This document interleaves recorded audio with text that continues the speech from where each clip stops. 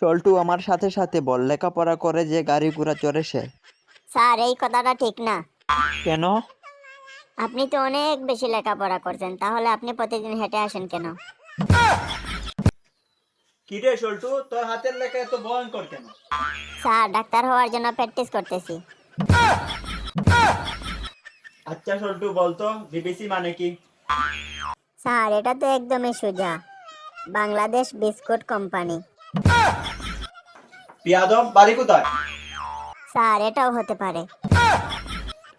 আচ্ছা সল্টু, এর মানে বুঝতে পারছো মুরগি ছাড়া ডিম পাওয়া সম্ভব নয়। স্যার এটা সম্ভব। কিভাবে? আমার বাবার হাঁসের ফার্ম আছে। আচ্ছা সল্টু, বলো তো খাঁটির বিপরীত কি?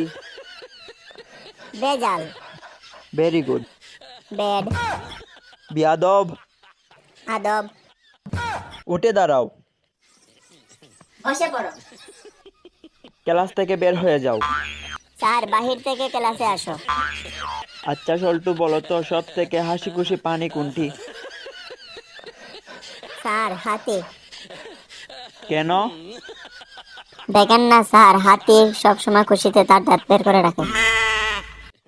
কি রে সল্টু, তোর মন খারাপ কেন?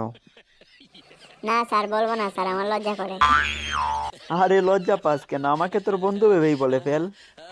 আর বলিস না দোস্ত, তোর মেয়ে আমাকে আর আগের মতো ভালোবাসে না।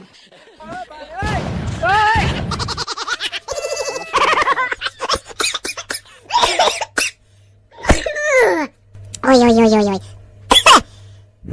আচ্ছা সল্টু, তোকে যদি একটা সিংহ মারতে বলি তাহলে তুই কিভাবে মারবি?